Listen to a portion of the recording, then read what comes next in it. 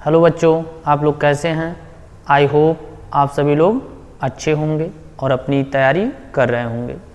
पिछले वीडियो में हम लोग फ्यूचर कॉन्टिन्यूअस टेंस पर डिस्कशन किए।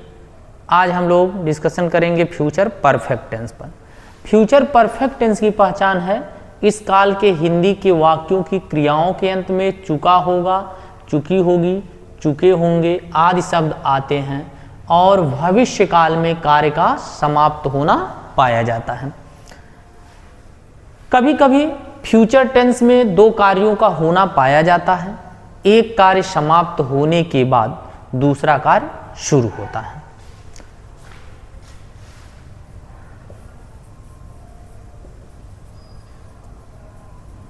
Affirmative sentences.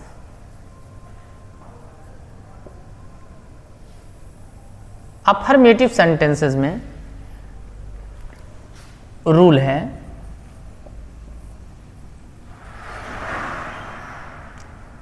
सब्जेक्ट आई और वी के साथ, अर्थात कर्ता आई और वी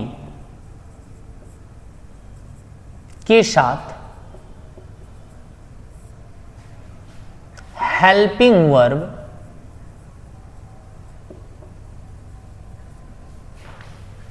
शैल हैव,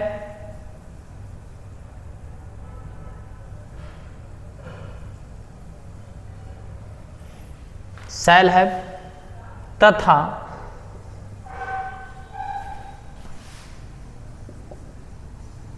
बाकी अन्य कर्ताओं के साथ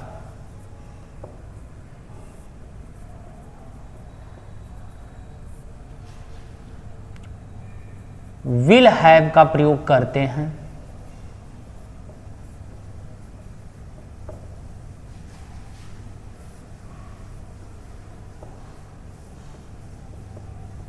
और मेन वर्ब का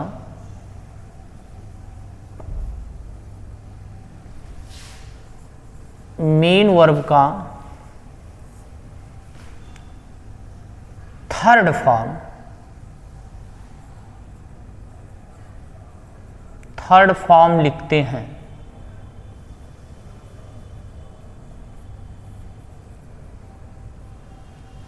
तो क्या बताया गया बच्चों? जब सब्जेक्ट मैं और हम रहेगा तो उनके साथ हेल्पिंग वर्ब शैल है। बाकी अन्य सभी सब्जेक्ट के साथ, चाहे वो सिंगुलर में हो या प्लूरल में, विल हैव का प्रयोग करेंगे और मेन वर्ब का थर्ड फॉर्म। स्ट्रक्चर हो जाएगा सब्जेक्ट प्लस हेल्पिंग वर्ब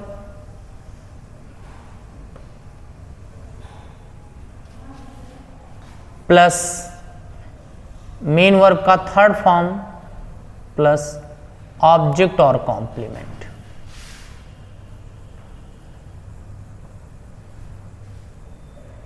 ये स्ट्रक्चर है।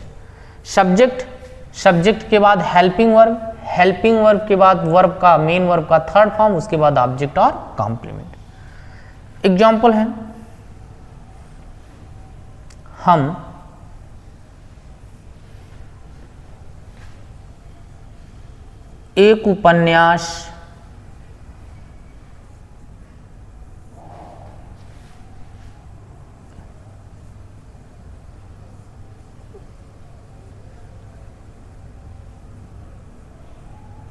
एक उपन्यास लिख चुके होंगे।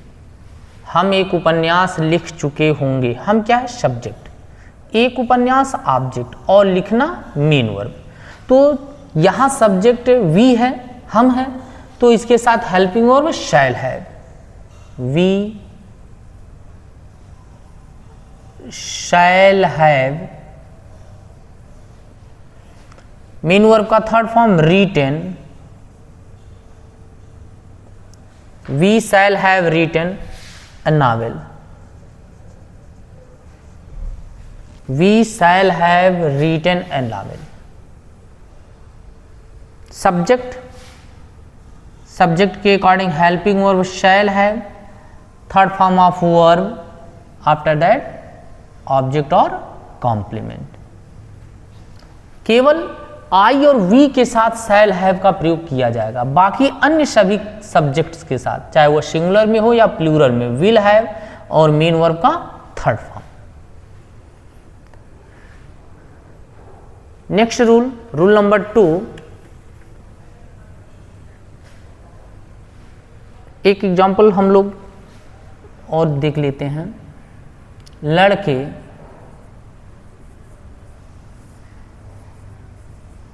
कक्षा में शोर मचा चुके होंगे।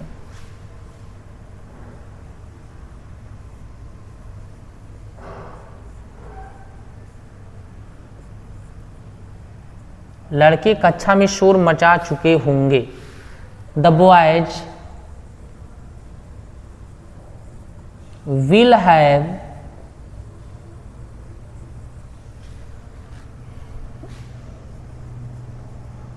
Made a noise. बच्चों देखिए, यहां बॉयज प्लूरल नंबर में है, फिर भी इसके साथ हेल्पिंग वर्ब क्या लगा रहे हैं, विल है। तो एक चीज याद रखिए, जब सब्जेक्ट मैं और हम रहेगा तभी शैल हैव का प्रयोग करेंगे और मेन वर्ब का थर्ड फॉर्म लिखेंगे। बाकी अन्य सब्जेक्ट चाहे वो सिंगुलर में हो या प्लूरल में, सबके साथ विल हैव मेन वर्ब का थर्ड फॉर्म।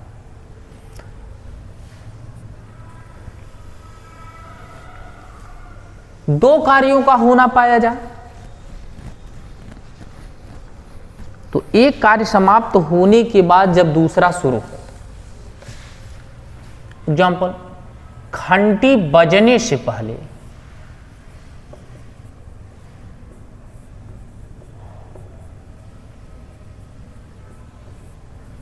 वह विद्यालय पहुंच चुका होगा।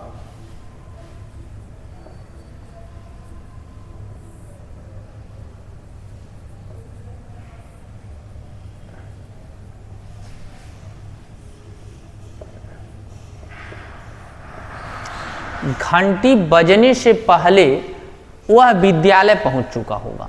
ध्यान दीजिए, यहां देखिए, जब पहले या पूर्व से जो दो कार्य जुड़े हों, पहला है घंटी का बजना, दूसरा विद्यालय पहुंचना। तो जब दो कार्यों का होना पाया जाए, दोनों कार्य पहले या पूर्व से जुड़े हों, तो दोनों में से जो कार्य पहले हो रहा हो उसको सबसे पहले फ्यूचर परफेक्ट में लिखते हैं। तो कौन सा कार्य पहले हो रहा, घंटी बजने से पहले वह विद्यालय पहुंच चुका होगा, अर्थात विद्यालय पहुंचने का काम पहले हो रहा है। तो दोनों में से जो काम पहले हो उसको सबसे पहले फ्यूचर परफेक्ट में लिखते हैं। किस में लिखते हैं, फ्यूचर परफेक्ट में। तो देखिए, पहला काम है घंटी का बजना, दूसरा विद्यालय पहुंचना। तो पहले विद्यालय पहुंच रहा है, उसके बाद घंटी बज रही है। तो इसको हम किस में लिखेंगे, फ्यूचर परफेक्ट में। ही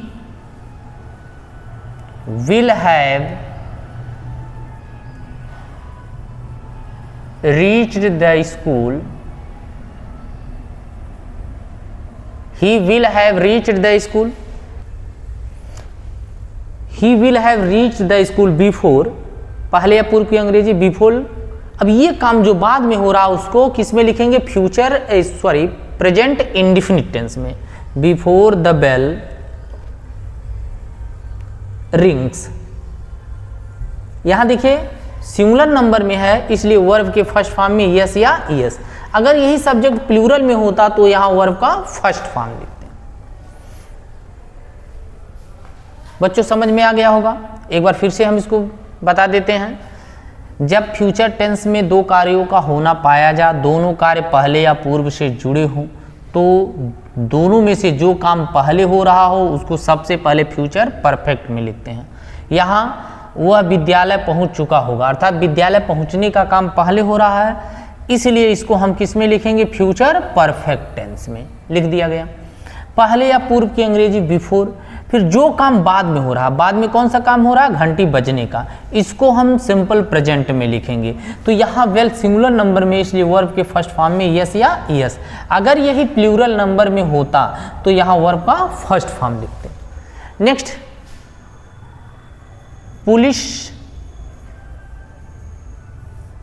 के आने से पहले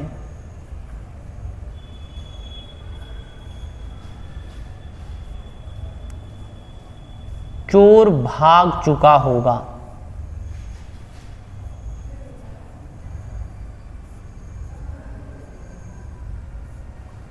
पुलिस के आने से पहले चोर भाग चुका होगा।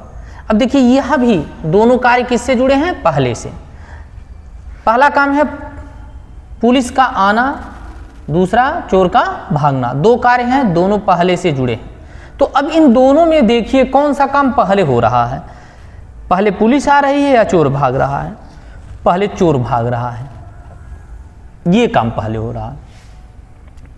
तो इसको हम किस में लिखेंगे? इसको हम लिखेंगे फ्यूचर परफेक्ट में और सबसे पहले लिखेंगे the thief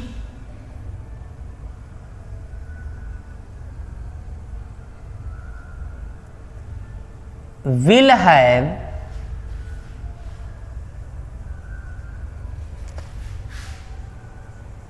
run away before the police come।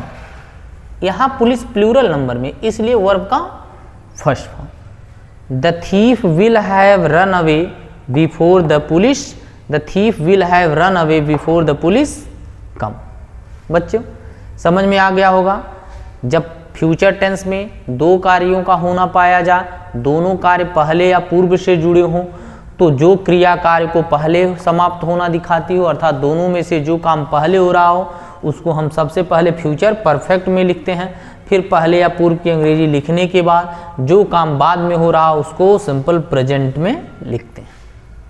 अगर यही सेंटेंस निगेटिव होता, जैसे घंटी बजने से पहले वह विद्यालय नहीं पहुंच चुका होगा, तो क्या करते हैं? He will not have reached the school before the bell rings. इसी तरह इसमें विल और हैव के बीच में नॉट। नेक्स्ट सेंटेंस हम लोग देखते हैं निगेटिव।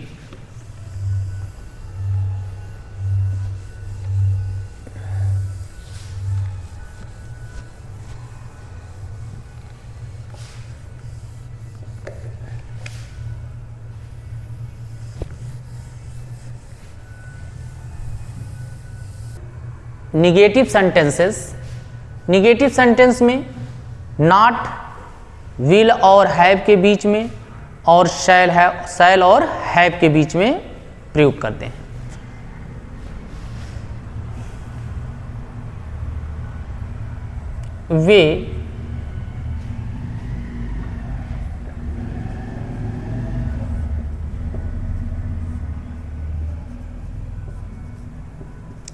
वे अपना पाठ नहीं याद कर चुके होंगे।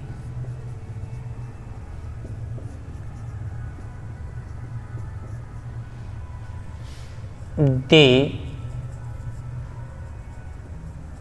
Will not have. नॉट कहां यूज किया जा रहा? विल और हैव के बीच में। वर्ब का थर्ड फॉर्म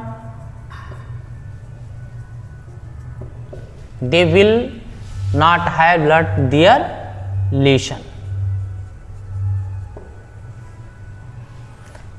इसी तरह से दो कार्यों का होना पाया जाए और निगेटिव सेंटेंस हो, वर्षा होने से पहले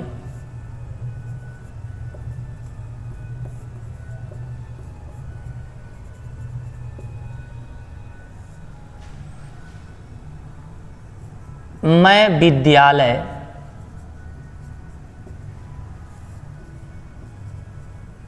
नहीं पहुंच चुका हूंगा।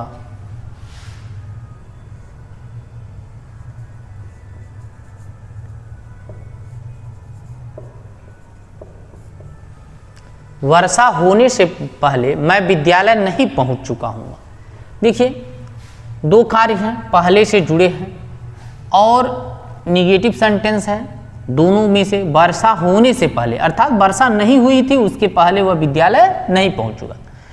तो ये काम पहले हम लिखेंगे फ्यूचर परफेक्ट टेंस में। आई शैल नॉट हैव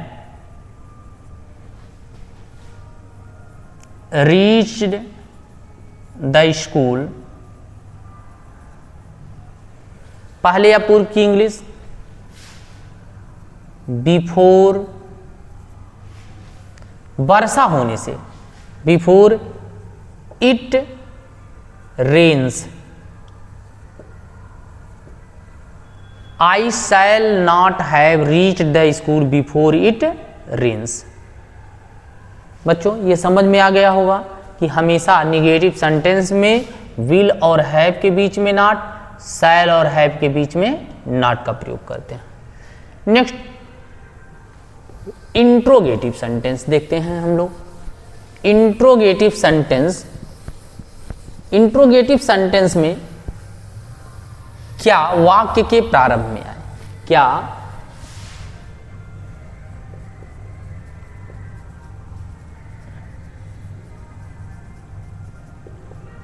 वाक्य के प्रारंभ में आए।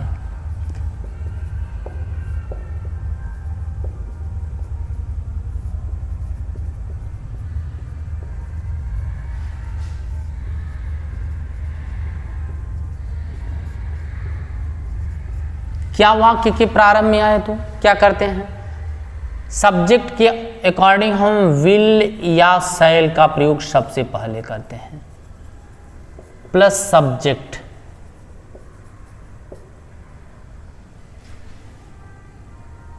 Plus have, plus third form of verb, object और कॉम्प्लीमेंट। ये स्ट्रक्चर है। क्या बताया गया, सब्जेक्ट के अनुसार विल या shall, plus subject, plus have, plus third form of verb, plus object और कॉम्प्लीमेंट।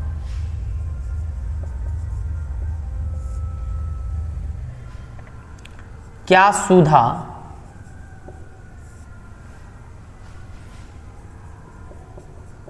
बाजार जा चुकी होगी,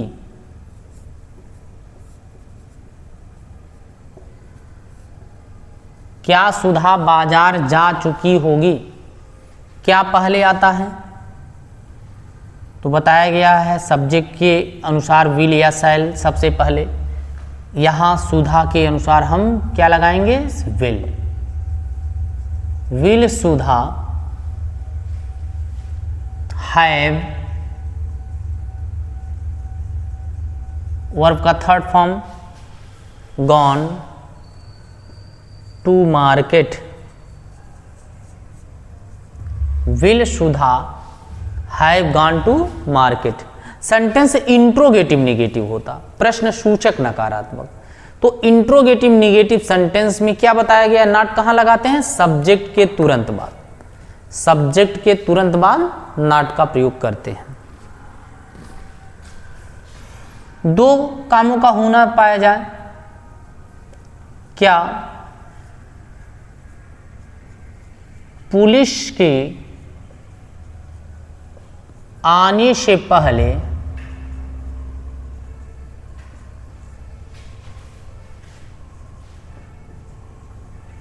चोर भाग चुका होगा,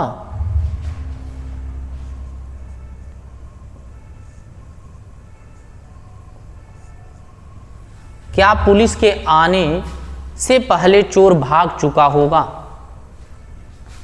देखिए क्या पहले आया है, तो दोनों में से जो काम पहले हो रहा हो क्या उसके पहले माना जाएगा। पुलिस के आने से पहले चोर भाग चुका हो, अर्थात पुलिस नहीं आई थी उसके पहले चोर भाग चुका था, तो रूल के अकॉर्डिंग चोर पहले भाग चुका होगा।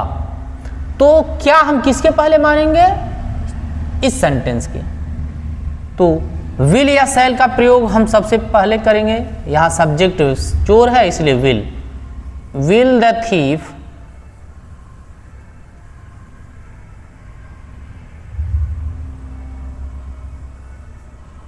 will the thief have run away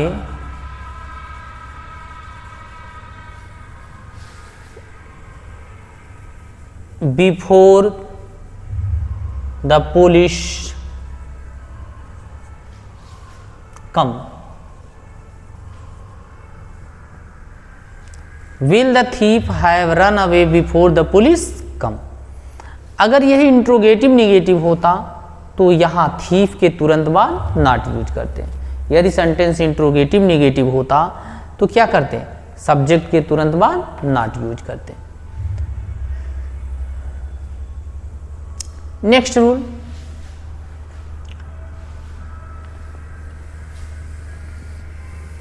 यदि वाक्य प्रश्नसूचक हो और प्रश्नसूचक शब्द वाक्य के बीच में आए, यदि वाक्य प्रश्नसूचक हो और प्रश्नसूचक शब्द वाक्य के बीच में आए,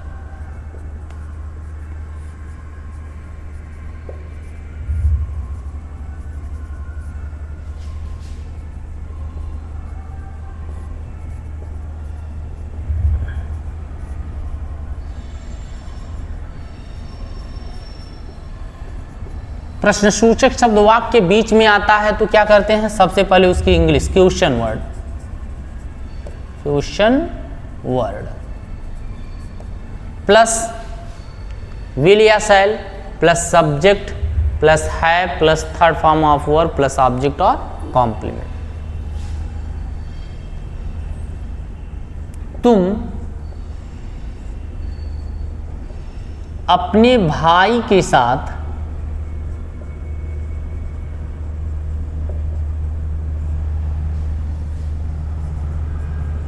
बाजार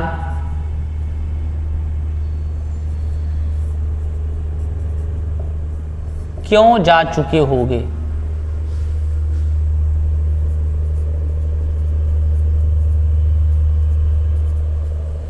तुम अपने भाई के साथ बाजार क्यों जा चुके होगे। अब देखिए क्यों बीच में आया है तो उसकी इंग्लिश सबसे पहले लिखेंगे वाई।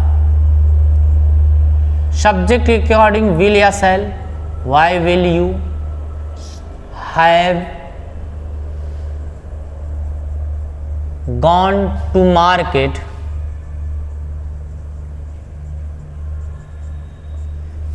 किसके साथ, अपने भाई के साथ, with your brother, Why will you have gone to market with your brother? Interrogative negative होने पर सब्जेक्ट के तुरंत बाद नॉट का यूज करते हैं।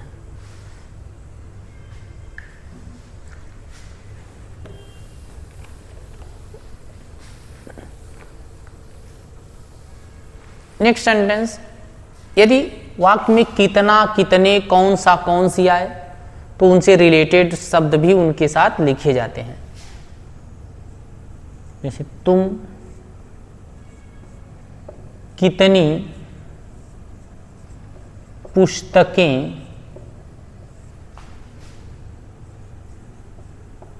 खरीद चुके होगे, तुम कितनी पुस्तकें खरीद चुके होगे। कितनी रिलेटेड वर्ड क्या है, पुस्तकें। अगर कितना कितने से रिलेटेड वर्ड जो है काउंटेबल है, जिसकी संख्या में गिनती की जा सके, तब तो कितनी की अंग्रेजी हाउ मेनी लिखते हैं। तो यहां हम पुस्तकों को गिन सकते हैं, इसलिए कितनी की अंग्रेजी हाउ मेनी। रिलेटेड वर्ड भी लिखते हैं बुक्स, हाउ मेनी बुक्स। अब क्या करेंगे, सब्जेक्ट के अनुसार विल या शैल, सब्जेक्ट यू है तो विल, फिर सब्जेक्ट यू, हैव, वर्ब का third form bought. How many books will you have bought. Interrogative negative होता तो यू के बाद नॉट लगाते। अगर यह अनकाउंटेबल होता तो कितनी की अंग्रेजी हाउ मच लिखते। जैसे हम कितना भोजन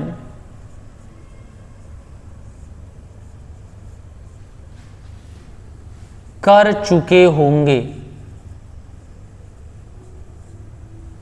हम कितना भोजन कर चुके होंगे। अब देखिए कितना और रिलेटेड वर्ड क्या है, भोजन। भोजन को हम गिन सकते हैं, नहीं गिन सकते हैं, नहीं गिन सकते हैं।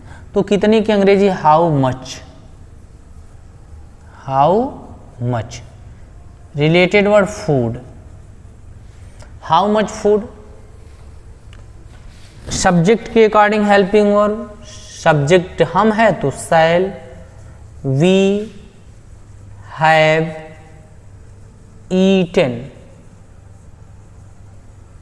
How much food shall we have eaten. बच्चों, मुझे उम्मीद है कि आप लोगों को ये समझ में आ रहा होगा। तो आप लोगों को दशहरा की बहुत सारी बधाइयाँ। अगले वीडियो में हम लोग डिस्कशन करेंगे फ्यूचर परफेक्ट कंटीन्यूअस। आप लोग अपना ध्यान रखिए, पढ़ते रहिए, आगे बढ़ते रहिए। Thanks for watching.